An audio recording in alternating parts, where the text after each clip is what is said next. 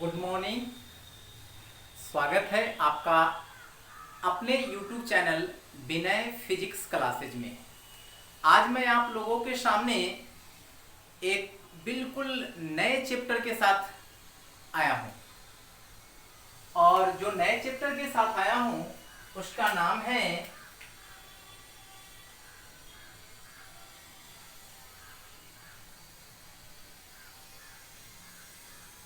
Wave optics.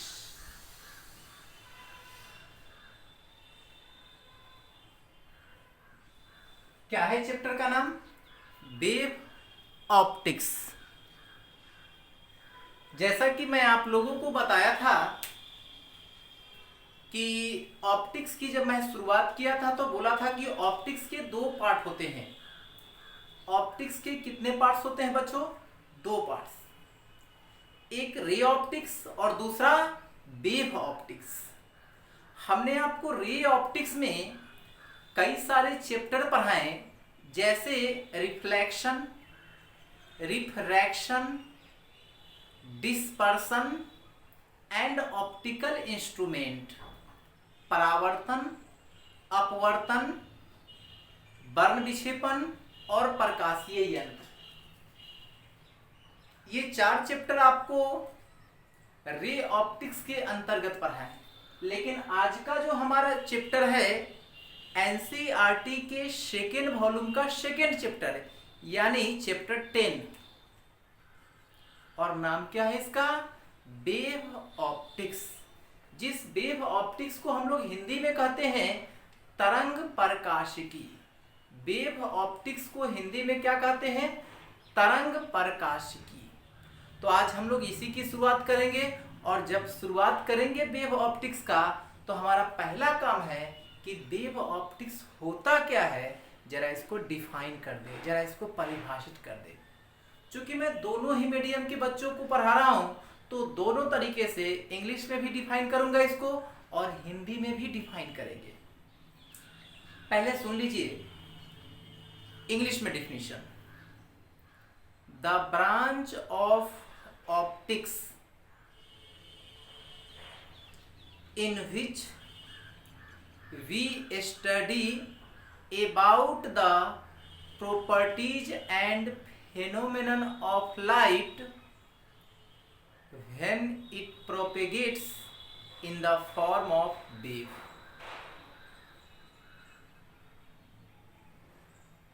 Hindi में, प्रकाशिकी की वैसी शाखा जिसमें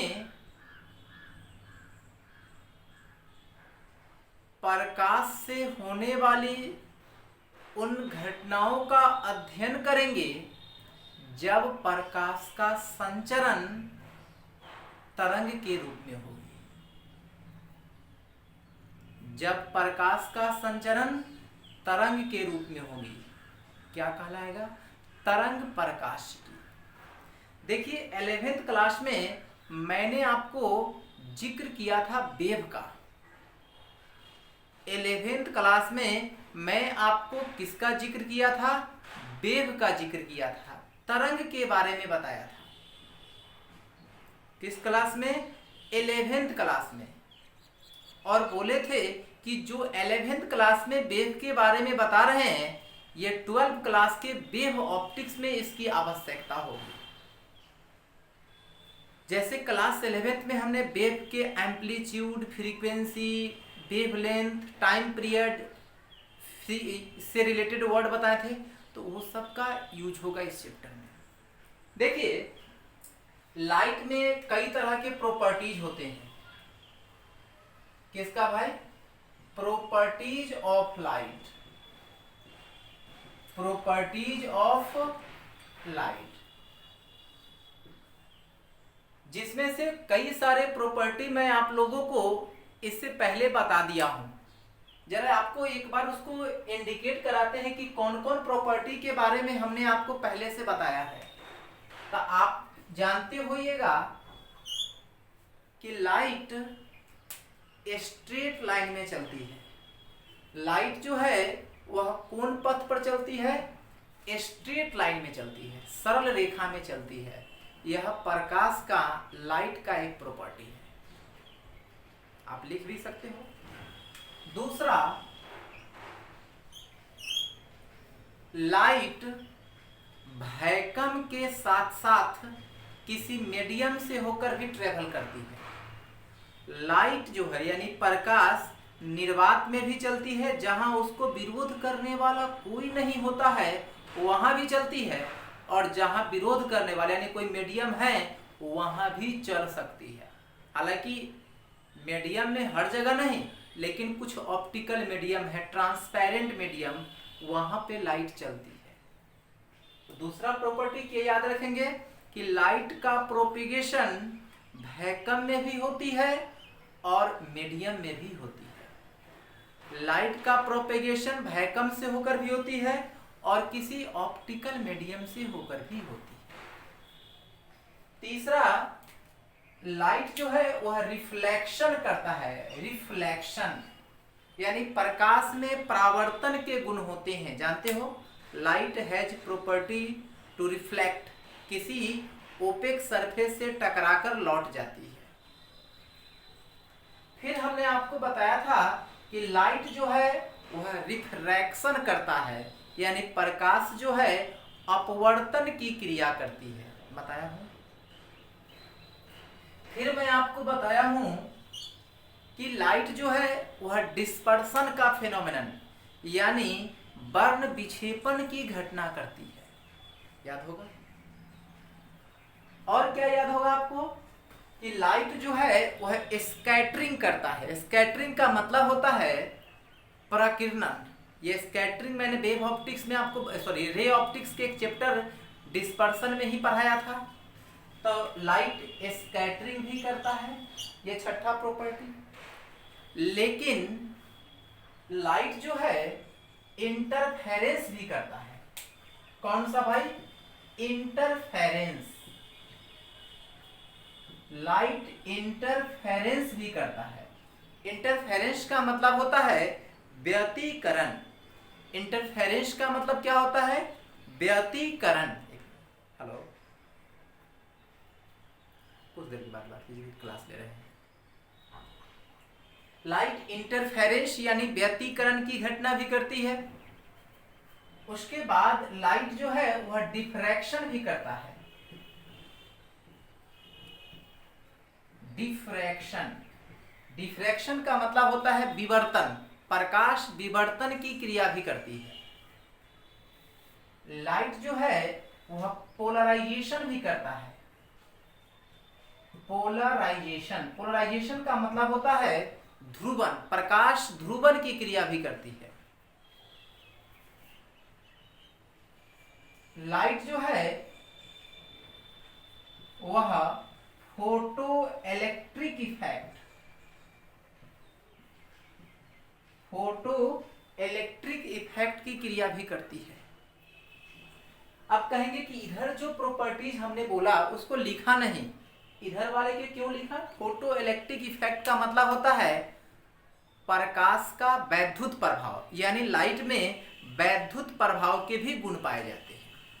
इधर वाली प्रॉपर्टी इसलिए नहीं लिखा कि रे ऑप्टिक्स में मैं इन सारे प्रॉपर्टी के रूप में, सारे प्रॉपर्टीज के बारे में बताया था, लेकिन जो वेव ऑप्टिक्स की शुरुआत हम लोग करेंगे, तरंग प्रकाशिकी की शुरुआत करेंगे, उसमें interference, diffraction, polarisation, photo electric effect, ये सब घटना, ये सब फेनोमेनन के बारे में पढ़ना है। ये पढ़ाए नहीं थे इसलिए आपको नाम याद नहीं होगा, हमने यहां पर लिख दिया। वेव ऑप्टिक्स में लाइट से होने वाले इन्हीं फेनोमेनन पे हमें क्या करनी है? डिस्कस करनी है, विचार करनी है। एक तरह से कहा जाए तो वेव ऑप्टिक्स का ये सब चैप्टर होगा। हालांकि ये चैप्टर ऑप्टिक्स से बाहर चला गया है। फोटो इलेक्ट्रिक इफेक्ट यानी वेव ऑप्टिक्स के बाद जो चैप्टर होगा उसमें ये पढ़ना है, यानी ऑप्टिक्स के में नहीं पढ़ना है, लेकिन लाइट का ही ये प्रॉपर्टीज है। अब देखिए, अब हम लोग स्टार्ट करते हैं। ये तो क्या है? लाइट के प्रॉपर्टीज है। पॉइंट वाइज पॉइंट ये सारे प्रॉपर्टी आपको लिखनी पड़ेगी। पॉइंट वाइज पॉइंट ये सारे प्रॉपर्टी आपको क्या करनी पड़ेगी? लिखनी पड़ेगी। अब हम लोग यहाँ से बात करते हैं कि लाइट के इस फेनोमेनन को या लाइट के इस प्रॉपर्टीज को एक्सप्लेन करने के लिए, लाइट के इस प्रॉपर्टीज को या इस फेनोमेनन को, इस घटना को एक्सप्लेन करने के लिए अलग अलग साइंटिस्ट ने अलग अलग थ्योरी दिया है। अलग अलग साइंटिस्ट ने क्या दिए हैं? विभिन्न तरह के थ्योरी दिए हैं। उसमें से जो सबसे पहला हमारा थ्योरी है, कौन कौन थ्योरी? लाइट के इन सारे फेनोमेनन को एक्सप्लेन करने के लिए हमें डिफरेंट साइंटिस्ट के द्वारा दिए गए थ्योरी पर विचार करना पड़ेगा, सिद्धांत पर विचार करना पड़ेगा। तो ये सारे पॉइंट्स आपको लिखना पड़ेगा। वैसे ये सारा कुछ आपको पीडीएफ में मिल जाएगा लिखा हुआ, लेकिन जो बच्चे इसको यूट्यूब पर देख रहे हैं उनको कॉपी पे खुद से लिखना पड़ेगा। जो हमारे ऐप से पढ़ाई कर रहे हैं वह पीडीएफ से जाकर इसको डाउनलोड कर पीडीएफ डाउनलोड कर सकता है और फिर वहां से कॉपी में उतार सकते हो। क्योंकि मैं आप लोगों को बताया हूं कि मैं अपने ऐप से भी पढ़ाते हैं। आपको करना क्या है, अगर आप यूट्यूब पर वीडियो देख रहे हैं तो आप जाइए प्ले स्टोर पे और वहां विनय फिजिक्स क्लासेज, विनय फिजिक्स क्लासेज लोगो आपको मिल गया होगा। थंबनेल जो लगा हुआ है वीडियो के ऊपर, वहां पे आपको लोगो दिख रहा होगा। उसी लोगो वाला विनय फिजिक्स क्लासेज ऐप डाउनलोड कीजिए। आपको पूरे 11th और 12th के जितने भी चैप्टर्स हैं उनकी सिस्टमेटिक पढ़ाई वहां से मिल जाएगी। अगर आपको ऐप में जाकर इन वीडियो लेक्चर्स को खोजने में परेशानी है तो आप हमें कॉल कर सकते हो 9798601625। मैं आपको सारे वीडियो लेक्चर्स बता दूंगा, उसका पीडीएफ भी बता दूंगा कि ये आपको कहाँ पर मिलेगी। अगर यूट्यूब पर नए हैं तो आपसे एक रिक्वेस्ट है, बहुत इंपॉर्टेंट बड़ा, आप चैनल को सब्सक्राइब जरूर कर दीजिए और शेयर भी कर दीजिए। अपने दोस्तों को भी ये बता दीजिए कि इस चैनल को सब्सक्राइब करना है। उससे मुझे फ़ायदा है कि अगर आप चैनल को सब्सक्राइब करते हो तो फ्यूचर में और भी कई सारी फैसिलिटीज फ्री ऑफ कॉस्ट आपको मैं प्रोवाइड करूंगा। तो आपसे काइंडली रिक्वेस्ट है कि आप खुद भी चैनल को सब्सक्राइब करेंगे, शेयर करेंगे, अपने दोस्तों से भी बताएंगे कि चैनल को क्या करना है, सब्सक्राइब करना है। इससे आपको एक फायदा क्या होगी कि जो भी वीडियो मैं यूट्यूब पर अपलोड करूंगा इसका नोटिफिकेशन आपको तुरंत मिल जाएगी। तो आपसे रिक्वेस्ट है, अगर आप यूट्यूब पे देख रहे हैं तो आप कम से कम फीस समझ के ही चैनल को सब्सक्राइब कर दीजिए। और आपको अगर पूरा वीडियो देखना है तो आप इस गूगल प्ले पे जाके विनय फिजिक्स क्लासेज ऐप डाउनलोड कर लीजिए। देखिए, मैंने कहा कि लाइट के इस डिफरेंट फेनोमेनन को, लाइट के इस डिफरेंट फेनोमेनन को ऑब्जर्व करने के लिए डिफरेंट साइंटिस्ट ने थ्योरी दिया है। जो थ्योरी दिया गया है उसमें से सबसे पहला थ्योरी दिया गया है न्यूटन के द्वारा। सबसे पहला थ्योरी किसके द्वारा दिया गया है? न्यूटन के द्वारा। तो हमें न्यूटन की थ्योरी भी पढ़नी है। न्यूटन के बाद जो थ्योरी है वह हाइगन्स की थ्योरी, क्रिश्चियन हाइगन की थ्योरी। हाइगन्स के बाद हम लोगों को पढ़ना है इलेक्ट्रोमैग्नेट, हर्ट्ज का HERTZ, hertz electromagnetic wave theory. ये तो एक चैप्टर भी है, बड़ा इंपॉर्टेंट चैप्टर है, हर्ट्ज का इलेक्ट्रोमैग्नेटिक वेव थ्योरी। हम लोग को और भी पढ़ना है प्लैंक्स का क्वांटम थ्योरी। प्लैंक्स का कौन सा थ्योरी? Quantum theory. हम लोग को और भी थॉमस यंग के बारे में जानना है, थॉमस यंग का स्टेटमेंट जानना है। क्योंकि यही सब एक साइंटिस्ट थे जिन्होंने मिलकर नहीं, अलग अलग, ऐसा नहीं कि जितना साइंटिस्ट बता रहे हैं ये सब मिलकर थ्योरी दिया है, नहीं भाई, सब यहाँ पे जैसे अपने अपने ढंग से लाइट के नेचर के बारे में बताया है। इसमें से कुछ साइंटिस्ट का बात आपस में टैली भी किया और कुछ का तो बिल्कुल नॉर्थ पोल और साउथ पोल की तरह अलग अलग था। तो हम लोग सबसे पहले बात करते हैं कि आखिर न्यूटन ने लाइट के नेचर के बारे में क्या कहा और कब कहा। कौन भाई? न्यूटन लाइट के नेचर के बारे में कब और क्या कहा। तो स्टार्ट करते हैं। सबसे पहले हम लोग न्यूटन की थ्योरी से। जो न्यूटन ये बड़ा महान साइंटिस्ट थे, हमारे फिजिक्स के लगभग सारे सेगमेंट में जाकर अपना लॉ दे दिए थे। कहीं पे बहुत ज्यादा सक्सेस हुए तो कहीं पे बिल्कुल फेल हो गए। तो ये जो न्यूटन की जो थ्योरी अभी बताने जा रहे हैं ऑप्टिक्स में, ये फेल है। मतलब इसको एक्सेप्ट नहीं किया गया, इसको रिजेक्ट कर दिया गया। इस थ्योरी को एक्सेप्ट नहीं किया गया, इसको क्या किया गया? रिजेक्ट कर दिया गया। तो हम लोग आते हैं सबसे पहले ए नंबर में। किसकी थ्योरी? न्यूटन की थ्योरी। देखिए 1675 की बात है। कब की बात है? 1675 की बात है। Isaac Newton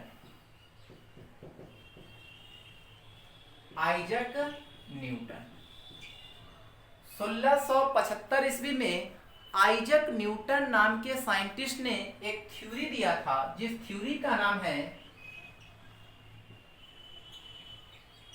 corpuscular theory.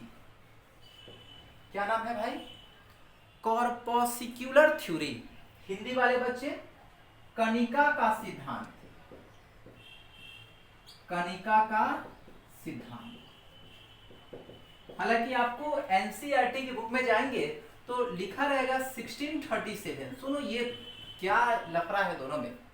Actually ये बात स्टार्ट हुई थी 1637 में, लेकिन उनका जो थ्योरी हुआ कंप्लीट हुआ 1675 में। तो कुछ बुक में 1675 लिखता है और कुछ बुक जो है उसको 1637 लिखता है। तो एनसीईआरटी बुक के अनुसार ये लिखा हुआ है, और हालांकि इसकी भी चर्चा की गई है। तो हम लोग थ्योरी के बारे में पढ़ रहे हैं, स्टार्टिंग नहीं फाइनल। 1675 में आइजक न्यूटन नाम के साइंटिस्ट 1675 में आइजक न्यूटन नाम के साइंटिस्ट लाइट के नेचर के बारे में कुछ बात बताया। क्या बात बताया? ध्यान से सुनिए पॉइंट वाइज। सबसे पहला पॉइंट बताया कि इस दुनिया में या फिर इस यूनिवर्स में जितने भी सोर्स हैं, इस यूनिवर्स में जितने भी सोर्स हैं, उन सोर्स से लगातार छोटे छोटे पार्टिकल निकलता है। जो पार्टिकल हाई स्पीड से, मतलब उच्च वेग से स्ट्रेट लाइन में ऑल पॉसिबल डायरेक्शन में, अगर मान लेता हूं कि मैं ही एक सोर्स हूं, तो मेरे बॉडी से बहुत सारे अत्यंत छोटे छोटे कण, मतलब टीनी पार्टिकल लगातार निकलता है। ऐसा नहीं कि एक बार निकल के रुक गया, लगातार निकलता है, जो ऑल पॉसिबल डायरेक्शन है, मतलब पूरब में भी, पश्चिम में भी, उत्तर में भी, दक्षिण में भी, अपवर्ड डाउनवर्ड, चारों तरफ। लेकिन कौन पथ पर? स्ट्रेट लाइन में। कौन पथ पर? Straight line. हाई स्पीड से, उच्च वेग से गति करता है। उस छोटे छोटे कण को कहते हैं कॉर्पस्कल्स। CORPUSCLES, कॉर्पस्कल्स, हिंदी में कणिका। उस छोटे कण का जो सोर्स से निकला ना, इसी छोटे कण को, इसी छोटे पार्टिकल को हम लोग क्या कहते हैं? कणिका कहते हैं, कॉर्पस्कल्स कहते हैं। और इसी कण के नाम पर इस थ्योरी का नाम था कॉर्पस्कुलर थ्योरी, कणिका का सिद्धांत। अब क्या था? जो अगला पॉइंट बताया, जो दूसरा पॉइंट है उसका ये है कि ये जो छोटे छोटे पार्टिकल है, कॉर्पस्कल्स जिसका नाम दिया गया, कणिका जिसका नाम दिया गया, इस कण का स्पीड कितना होता है, तो कहा है ये डिपेंड करता है कि जिस सोर्स से ये कण निकला है ना, उस सोर्स का टेम्परेचर कितना है। अगर अधिक टेम्परेचर वाले सोर्स से ये पार्टिकल निकला है तो स्पीड अधिक होगा, कम टेम्परेचर वाले सोर्स से निकला है तो स्पीड कम होगा। मतलब इन कॉर्पसल्स का स्पीड सोर्स के टेम्परेचर पर डिपेंड करता है। कॉर्पसल्स का स्पीड किस पर डिपेंड करता है? स्रोत के ताप पर डिपेंड करता है, सोर्स के टेम्परेचर पर डिपेंड करता है।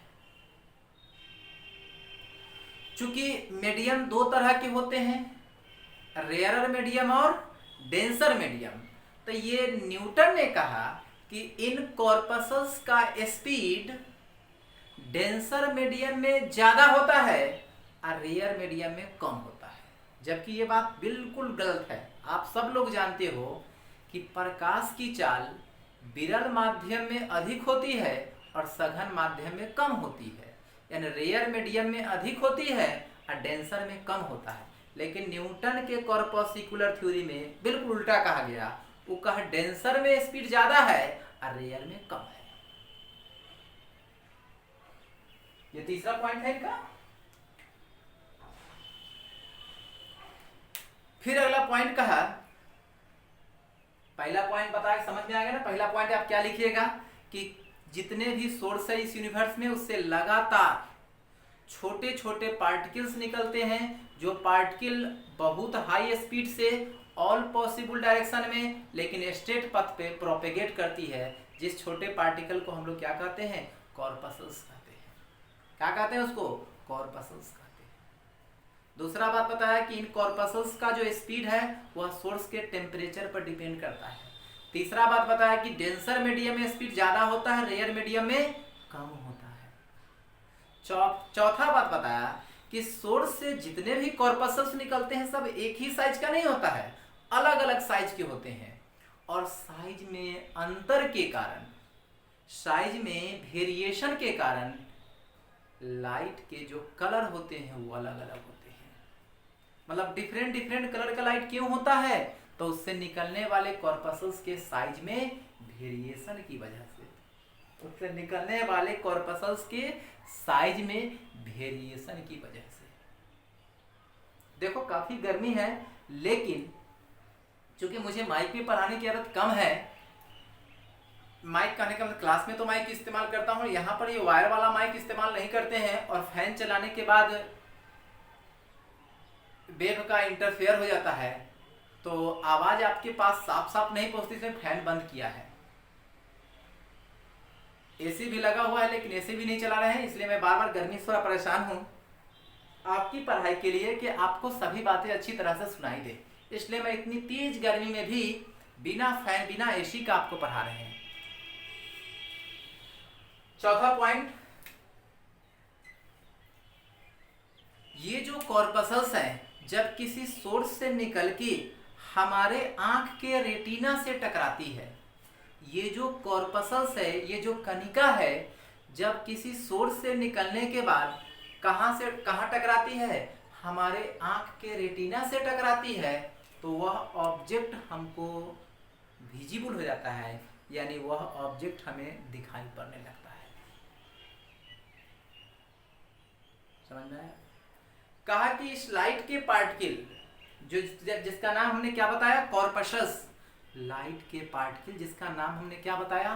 कॉर्पसल्स बताया, कणिका बताया। जब ये किसी मीडियम में ट्रेवल करती है तो मीडियम के पार्टिकल अगर कॉर्पसल्स को अट्रैक्ट कर लेती है तो उस मीडियम के साथ रिफ्रैक्शन का फेनोमेनन यानी अपवर्तन की क्रिया करती है। लेकिन अगर मीडियम के पार्टिकल इसको रिपेल कर दे तो वहां से टकरा के लौट जाती है, यानी यह रिफ्लेक्शन की घटना करती है। यानी इन कॉर्पसल्स में जो छोटे छोटे पार्टिकल है, उन कॉर्पसल्स में रिफ्लेक्शन और रिफ्रैक्शन दोनों के गुण होते हैं, लेकिन इस रिफ्लेक्शन और रिफ्रैक्शन के लिए मीडियम के पार्टिकल्स के द्वारा लगने वाला फोर्स ऑफ अट्रैक्शन और रिपल्सन काम करता है। अगर मीडियम के पार्टिकल इन कॉर्पसल्स को अट्रैक्ट या रिपेल नहीं करे तो लाइट रिफ्लेक्शन और रिफ्रैक्शन जैसी घटनाएं नहीं करेगी। कौन बताया भाई? ये पांचों पॉइंट्स कौन बताया? Isaac Newton. आइजक न्यूटन किसके बारे में बताया? लाइट के नेचर के बारे में बताया। लेकिन इनके इस थ्योरी को रिजेक्ट कर दिया गया, सस्पेंड कर दिया गया, फेल कर दिया गया, अमान्य घोषित कर दिया गया। अब सवाल है कितना बढ़िया बढ़िया बात बताया न्यूटन और उनके बात को रिजेक्ट क्यों कर दिया? तो कह रहा है इनके बात को गलत करने के पीछे कुछ रीजन दिया गया। पहला रीजन ये दिया गया कि अगर किसी सोर्स से लगातार छोटे छोटे पार्टिकल निकलेगा, यदि किसी सोर्स से लगातार छोटे छोटे पार्टिकल निकलेगा तो सोर्स का साइज और मास दोनों घट जाना चाहिए। तो सोर्स का साइज और मास क्या होना चाहिए? घट जाना चाहिए। जबकि प्रैक्टिकल लाइफ में इस तरह का ऑब्जर्वेशन महसूस नहीं किया गया। अगर किसी सोर्स से लगातार छोटे छोटे पार्टिकल निकलेगा तो सोर्स का साइज भी छोटा होगा और उसका मास भी घटेगा, जबकि प्रैक्टिकल लाइफ में इस तरह का ऑब्जर्वेशन महसूस नहीं किया गया। वो तो बताया था कि लगातार सोर्स से छोटे छोटे पार्टिकल निकलते हैं, लेकिन प्रैक्टिकली इसको ऑब्जर्व नहीं किया गया। दूसरा, एक साइंटिस्ट थे फोको, फेको नहीं, फोको, हालांकि अंग्रेजी में उसके स्पेलिंग में होता है FAUCUOLT, फैकल्ट। फोको नाम के वैज्ञानिक ने कहा नहीं, प्रूफ किया। क्या प्रूफ किया भाई? कि रेयर मीडियम में यानी विरल माध्यम में लाइट का स्पीड ज्यादा होता है और डेंसर मीडियम में लाइट का स्पीड कम होता है। जबकि इन्होंने क्या बताया था? न्यूटन ने बताया था कि डेंसर में लाइट का स्पीड अधिक होता है और रेयर मीडियम में लाइट का स्पीड कम होता है।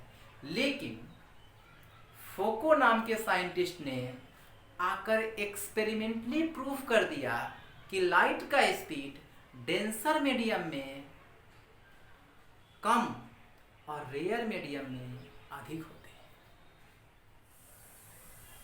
और भी बातें, लाइट में रिफ्लेक्शन और रिफ्रैक्शन की टेंडेंसी है, लेकिन इस रिफ्लेक्शन और रिफ्रैक्शन के लिए मीडियम के पार्टिकल उस पर अट्रैक्शन या रिपल्सन का फोर्स लगाता है। ये बात बिल्कुल अपोजिट थी। मतलब जो भी बात न्यूटन साहब ने बताया था regarding the nature of light, लगभग उनके सभी बातों को बारी बारी से गलत कर दिया गया। इसलिए कहा कि न्यूटन साहब की जो थ्योरी थी, कॉर्पस्कुलर थ्योरी, उसको क्या किया जाए? रिजेक्ट कर दिया जाए। अब न्यूटन साहब की थ्योरी को रिजेक्ट किया गया तो हाइगन्स साहब आ गए अपनी थ्योरी देने के लिए। आपको लिखना है न्यूटन की कॉर्पस्कुलर थ्योरी का पॉइंट्स बाय 5 को पॉइंट्स लिखना है कि 5 को क्या क्या बात बताया। फिर उसके नीचे इस थ्योरी को गलत करने के पीछे के क्या कारण थे उसको भी पॉइंट वाइज इंडिकेट करना पड़ेगा। जितना बढ़िया से आप नोट्स तैयार कीजिए, ये आपकी कला बताएगी। मैंने समझाया, थोड़ा सा धीरे धीरे बोले भी हैं, आप लिख भी सकते हो, लेकिन आपको अगर वो सबसे परेशानी हो रही है तो आप ऐप में जाइए। ऐप में PDF फाइल मिलेगा वेव ऑप्टिक्स का। उसमें वेव ऑप्टिक्स का एक्चुअली पहला जो टॉपिक है वो वेव थ्योरी वाला चैप्टर है। वेव थ्योरी नहीं दिखा आपको? वेव थ्योरी, और हम लोग अभी वेव थ्योरी पढ़ ही रहे हैं। वेव थ्योरी में आप खोजिएगा तो आपकी सारी बातें पॉइंट पर लिखी हो जाएगी। लेकिन मैं आपसे फिर भी बार बार रिक्वेस्ट करते हैं कि आप उस PDF की तरफ ध्यान न देकर आप खुद से जो भी बात मैं बता रहा हूं इसको आप सुनकर खुद कॉपी में लिखिए। आलसी लोगों के लिए हमने PDF डाल दिया है। हाँ, जब कोई बड़ा डेरिवेशंस करेंगे तो समझने में परेशानी होगी तो समय देख लीजिए। वैसे बोर्ड पर भी तो डेरिवेशन करते ही हम सब कुछ। अब देखिए, न्यूटन की थ्योरी के बाद, किसकी थ्योरी के बाद? आइजैक न्यूटन की थ्योरी के बाद, आइजैक न्यूटन की थ्योरी के बाद एक दूसरे साइंटिस्ट जिनका नाम है Christian Huygen, CHRISTEN, Christian Huygen, HUYGEN, Christian Huygen, 1675 की बात है। कब की बात है भाई? 1678 की बात है। आइजैक न्यूटन का था 1675 में। आइजैक न्यूटन की जो थ्योरी थी वो 1675 में थी, बट क्रिश्चियन हाइगन की जो थ्योरी है वह 1678 में है। आइजैक न्यूटन की जो थ्योरी है वह 1678 में है। क्रिश्चियन हाइगन जो कि हॉलैंड यानी नीदरलैंड के साइंटिस्ट थे, क्रिश्चियन हाइगन जो कि हॉलैंड नीदरलैंड के साइंटिस्ट थे, इन्होंने प्रोवाइड किया कौन सी थ्योरी? Wave theory. याद रखेंगे, आइजैक न्यूटन कौन सा थ्योरी दिया था? Corpuscular theory. आइजैक न्यूटन कौन सी थ्योरी दिए थे? Corpuscular theory. और क्रिश्चियन हाइगन कौन सी थ्योरी दे रहे हैं? Wave theory. इन्होंने कहा कि इस यूनिवर्स में जितने भी सोर्स हैं, इस यूनिवर्स में जितने भी सोर्स हैं, उस सोर्स से लाइट जो है वह वेव के फॉर्म में ट्रेवल करती है। वेव का पाथ ऐसा होता है। किस फॉर्म में ट्रेवल करती है? वेव के फॉर्म में ट्रेवल करती है।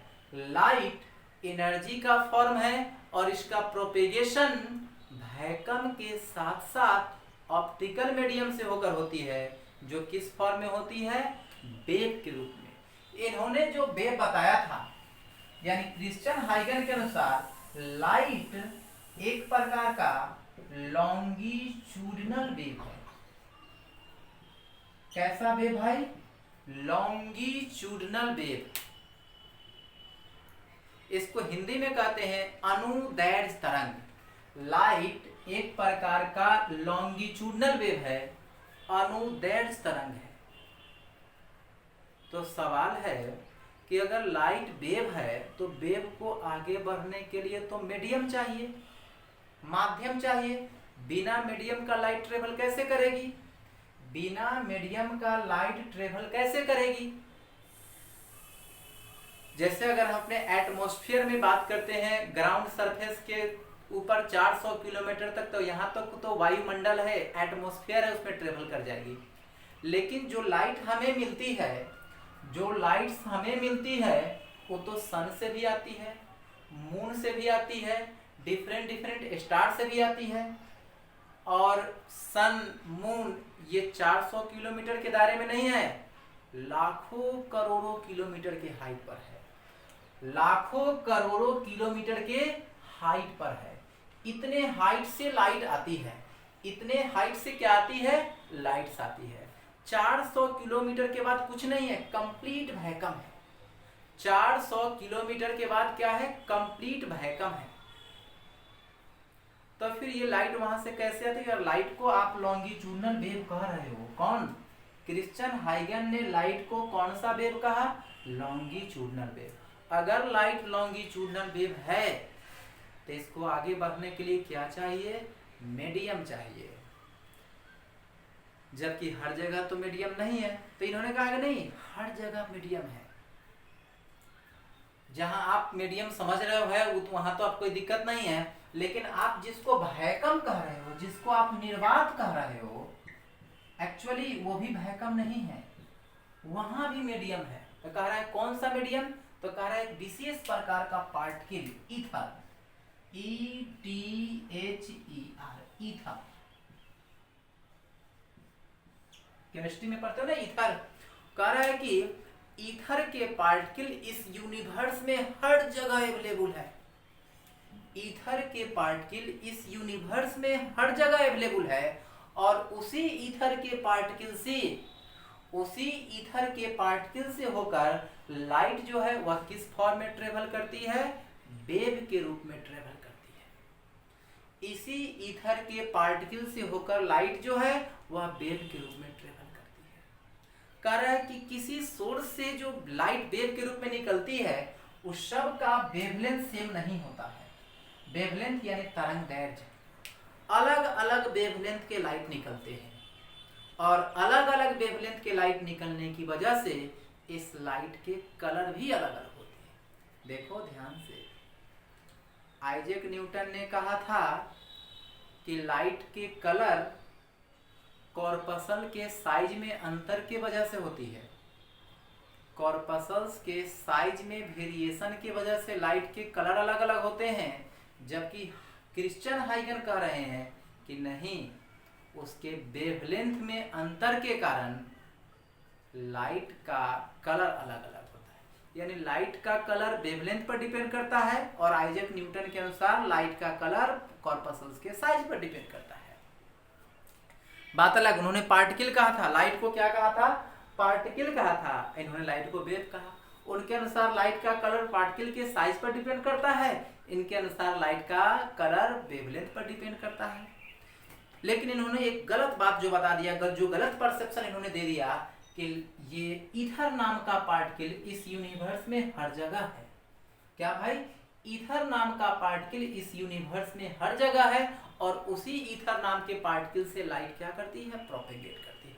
ये बात गलत है, क्योंकि अगर लाइट को हम लोग लॉन्गिट्यूडनल वेव माने, अगर लाइट को हम लोग कौन सा वेव माने? लॉन्गिट्यूडनल वेव माने, तो हम रिफ्लेक्शन को एक्सप्लेन कर सकते हैं, रिफ्रैक्शन को भी एक्सप्लेन कर सकते हैं, डिस्पर्सन को भी एक्सप्लेन कर सकते हैं, इंटरफेरेंस व्यतिकरण की घटना को भी एक्सप्लेन कर सकते हैं, डिफ्रैक्शन यानी विवर्तन की घटना को भी एक्सप्लेन कर सकते हैं। लेकिन एक फेनोमेनल लाइट का होता है पोलराइजेशन, ये पॉसिबल नहीं है। अगर लाइट को हम कौन सा वेव माने? लॉन्गिट्यूडनल वेव माने, तो light reflection, refraction, dispersion, interference, diffraction सब कर लेगा, लेकिन पोलराइजेशन नहीं करेगा। जबकि लाइट पोलराइजेशन भी करती है। लाइट क्या करती है? पोलराइजेशन भी करती है। तो फ्रेजनेल और थॉमस यंग नाम के साइंटिस्ट ने आकर लाइट के बारे में कहा कि लाइट एक ऐसा वेव है जिसको आगे बढ़ने के लिए किसी मीडियम की आवश्यकता नहीं है, बिना मीडियम का ही ये ट्रेवल करता है। तो कह रहा है बिना मीडियम का तो लॉन्गिट्यूडनल वेव नहीं ट्रेवल करता है, ट्रांसवर्स वेव ट्रेवल करता है। कौन सा वेव? ट्रांसवर्स वेव जो होते हैं वह बिना मीडियम के भी ट्रेवल करती है। तो कहा इसका मतलब लाइट ट्रांसवर्स वेव होगी। हालांकि इसका भी प्रमाण देगा, हर्ज ने आकर इसका भी प्रमाण देगा, पूरा एक्सपेरिमेंट करके बताया कि लाइट ट्रांसवर्स वेव कैसे है। लेकिन अभी तत्काल के लिए चूंकि हम लोग हाइगन्स की वेव थ्योरी ही पढ़ रहे हैं, तो इसमें यह कहा गया कि लाइट लॉन्गिट्यूडनल न होकर कौन सा वेव है? ट्रांसवर्स वेव है। और जब ये ट्रांसवर्स वेव होगा तो पोलराइजेशन यानी ध्रुवन की घटना को भी एक्सप्लेन करेगा। तो ये पोलराइजेशन यानी ध्रुवन की घटना को भी क्या करेगा? एक्सप्लेन करेगा। एक बड़ा इंपॉर्टेंट बात हाइगन ने अपने वेव थ्योरी में बताया है, वेव फ्रंट का, वेव फ्रंट के बारे में। इस वेव फ्रंट बड़ा इंपॉर्टेंट, इतना इंपॉर्टेंट वेव फ्रंट टॉपिक है कि इससे एक क्वेश्चन बोर्ड में निश्चित रूप से रहता है। तो आपको क्रिश्चियन हाइगन ने क्या कहा समझ में आ गया? एक वेव फ्रंट वाला कंसेप्ट है जिसकी वीडियो में जिसका पढ़ाई में अगले वीडियो में करेंगे। क्योंकि ये वीडियो बहुत वेव फ्रंट स्टार्ट करेंगे तो पूरा वेव फ्रंट, उसके टाइप्स कितने तरह के होते हैं, सबका डेफिनेशन फिगर बनाना पड़ेगा।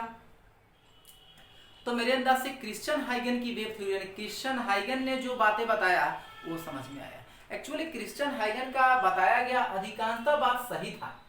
क्रिश्चियन हाइगन का बताया गया ज्यादातर बातें जो है वह सही था। सिर्फ यही ईथर वाला जो कंसेप्ट दिया था वो कंसेप्ट गलत दे दिया। तो अगले वीडियो में हम लोग आपसे मिलेंगे वेव फ्रंट टॉपिक के साथ। तब तक के लिए आपसे मैं विदा लेता हूं, लेकिन याद रखेंगे चैनल को अगर अभी तक आपने सब्सक्राइब नहीं किया है तो मैं आपसे काइंडली रिक्वेस्ट करता हूं कि आप चैनल को सब्सक्राइब कर दीजिए। और आप ये चाहते हो कि मुझे वीडियो लेक्चर लगातार मिले, हर लेक्चर का नोटिफिकेशन आप तक पहुंचता रहे तो आप चैनल को सब्सक्राइब तो कीजिए ही, हमारे ऐप को अपने मोबाइल में इंस्टॉल कीजिए। अगर आपको फिर भी कोई दिक्कत होती है तो आप हमें कांटेक्ट कर सकते हो 9798601625 पे। तब तक के लिए धन्यवाद।